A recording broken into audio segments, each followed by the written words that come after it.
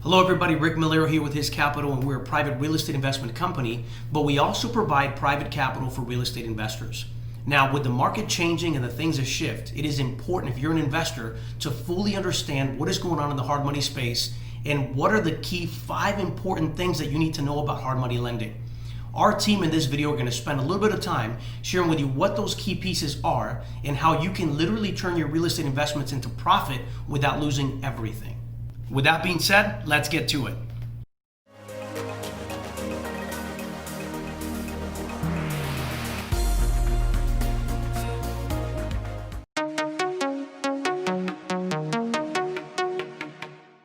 One of the most important things is to make sure that you weigh the risk versus the return. You see, especially in the down market, most of the mistakes that investors make is that they sit there and because they feel like they have to do a deal, they don't really vet the project and make sure that they're making a good return on their investment versus the risk. So one perfect example that we do in our office when we're working with a client is we analyze the deal to make sure that investor is going to make a solid, healthy return on their investment. And what we find is that many investors, in the rush of things, in the emotion, they feel like they're going to make $20,000 on a deal, but what they fail to see is that they're taking on a massive amount of risk, signing personal guarantees and taking this amazing risk for a project that has such tight numbers. And time again, those investors that let emotions override their guidelines end up being the ones that, of course, have delays in closings. They have property issues with regards to renovations being higher than they thought. And at the end of the day, they put all this work to break even if they're lucky.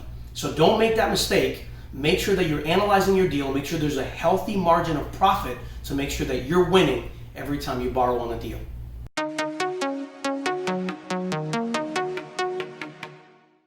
Okay, so what is the best way to identify the lender that you want to work with? See, there are 2 types of lenders out there, and you are going to be able to identify which is the right lender you want to work with by following the next piece of advice that I'm going to give you. All right. So number 1, you are going to identify the lender you don't want to work with because right away they offer you the best terms available. Meaning they do this without even asking you questions about your past experience, about your history of credit, about your financial status, about your deal itself. So they don't ask you most of those questions. They just right away say, these are the terms, this is the rate, this is the loan to value, this is what we can do for you. They don't even know you, right? So a lot of these lenders out there, they're just trying to lure you in. And the moment they do that, they go into the second step of the strategy, which is they try to bait you. And they try to bait you with a financial commitment. And that financial commitment comes in the way of an appraisal, perhaps, processing fees up front, underwriting fees up front. So they do this in order to get you fully committed. And at this time, so much time has passed by that you're running out of time. You got to perform if it's a purchase, if you got to cash out on a refi, whatever. So you are fully committed. And switching terms on you is probably the least of your problems at that time. So you're willing to accept whatever they give you. And that's where they do exactly that. They switch it on you, right? So they come back to you and say, you know what? Once we check your credit, once we check your history, the deal itself is not as profitable as it should be. So they switch things on you. And the typical bait and switch strategy should not be applied in our industry. Our borrowers deserve better than that. But still, they're working with lenders that use this typical bait and switch strategy. So you got to be careful for that. Work with the lender that's transparent. And the lender that's transparent is going to do the following 2 things. Number 1, he's going to be asking you the tough questions up front. And what are the tough questions? Well, the tough questions is, tell me about your experience. Tell me about your credit. Tell me a little bit about the type of deals that you've done similar to the one that you're buying. How much are you going to spend on rehab? How do you think that you're going to reach that highest percentage of ARV? What are the comparables like? What do the properties look like, right? So all these tough questions come in the way of pre-underwriting because we want to know you. We want to get to know what you've done in the past and what you're going to do with this transaction. Because the goal of an honest lender is not to foreclose. The goal of an honest lender is to match the initial terms given to you originally in the term sheet with the final terms on your loan docs. And that is exactly the second goal. An honest lender is going to try to match those initial terms with the final terms. So try to identify that honest lender, because at the end of the day, this is what's going to save you time and is going to save you money. But most importantly, is going to remove all the tough headaches that you are going to have to deal with on your first fix and flip. Good luck.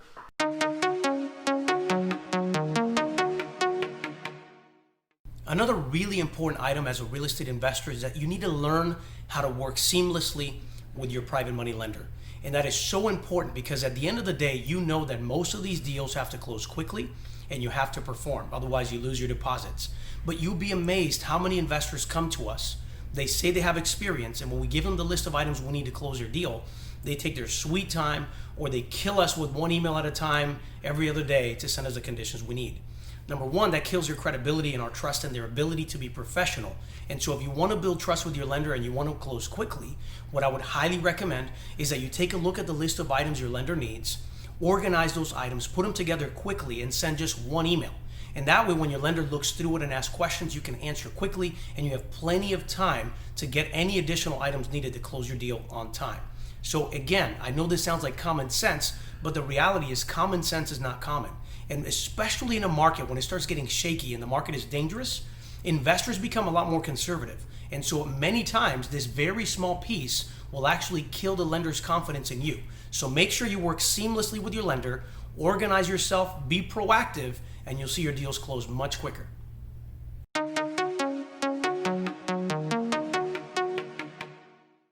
Okay, so you bought your next fix and flip, but this time you're getting rehab funding. So the difference is really clear.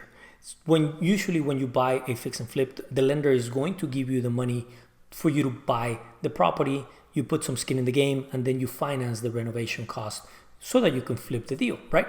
In this case, the lender is going to give you not only the capital for you to buy the property with less skin in the game, but then also is going to give you the money so that you could renovate the property.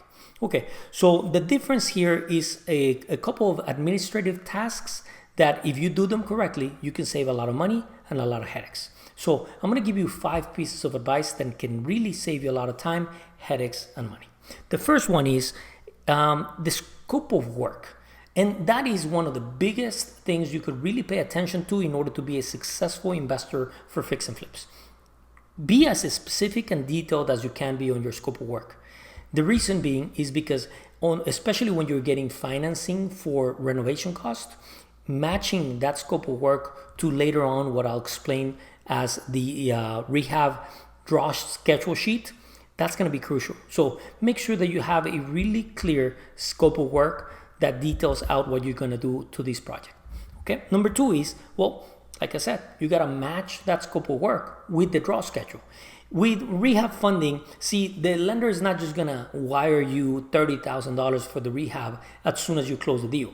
So if you're spending $30,000 in rehab, the lender is going to be sending you this money against work completed, and he's going to be sent on draws for the work completed. Meaning this $30,000, let's say we break them down into three draws, each of $10,000 each. So every time that you complete $10,000 worth of work, the lender sends out an inspection, and then they send you the wire once they match the inspection for the items completed. Okay, so don't just expect the wire immediately the moment you buy a property for fix and flip with rehab funding. It's not going to happen like that. The lender is going to want to do inspections to make sure that you're doing what you said you were going to do. Which brings me down to my third piece of advice. So break this draw schedule into maybe 3 to 6 different steps. Do not overcomplicate things. If you have $30,000 worth of work, why would you want to break it down into 15 different inspections, right? Number 1 is going to cost you a lot of money. Number 2 is going to create a lot of delays for your time. And third is going to give you a lot of headaches. So break them down into simple steps and simple draws, okay? And a piece of advice number 4, manage your timelines. When you are doing rehab funding, you need to be very specific with your timelines. Make sure that you, if you're going to finish the work this week, well, start getting your paperwork ready so that immediately the inspection can be scheduled and avoid different delays. That's crucial so that your overall timeline for the project stays on track. And lastly, my last piece of advice is do what you said you were going to do.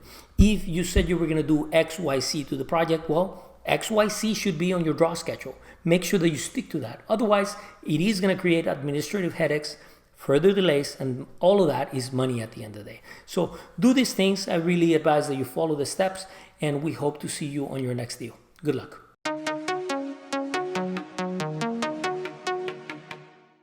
Hey everyone, Steve Landell with his Capital Funding. The power of leveraging, we all know it works until we become over leveraged.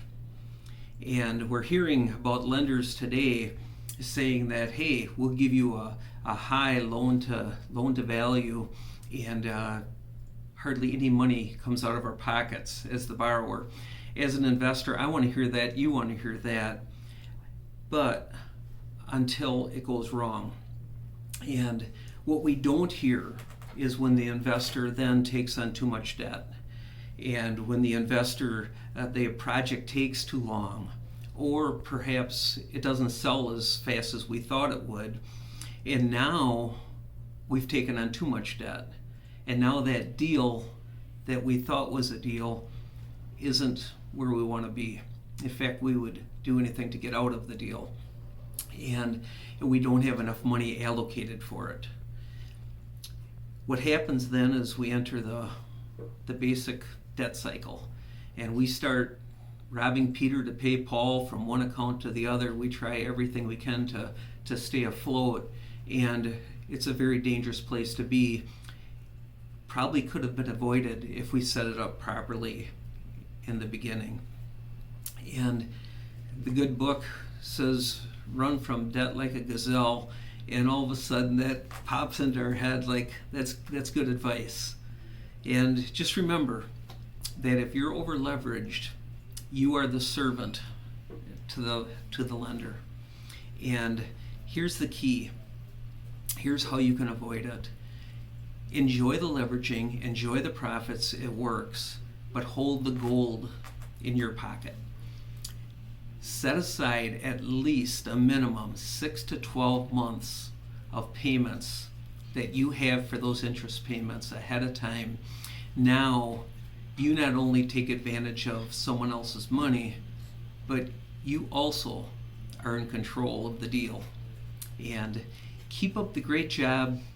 His Capital Funding is honored to work with each one of you. We want to partner with you with your business strategy of planning ahead, making it a sound investment for a win for everyone.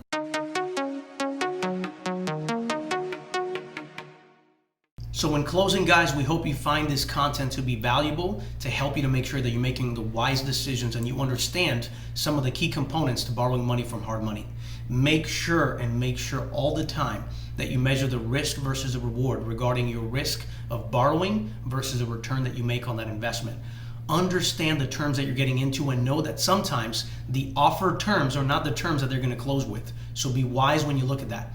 Next, make sure that you learn how to flow with your lender. Work with them proactively so that you build trust and you close quickly. Now, if you do borrow money, don't forget that if you're borrowing money for repairs, you need to be wise and make sure that you're organized so that when you draw requests, you get the money quickly. Don't get too convoluted. Don't slow down your process, because that's when you're losing money.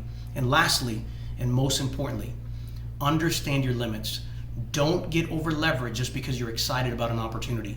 Make sure that you use wisdom and make sure that you don't over leverage so that you can be an investor that knows how to leverage properly. And if you do that, you won't go bankrupt and you won't lose everything like many investors that I've actually seen that didn't heed these particular pieces of advice, and ultimately they were punished from their ignorance. We hope you enjoy it.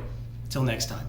And P.S. if you like this content, make sure that you like, comment, and subscribe to get more videos like this.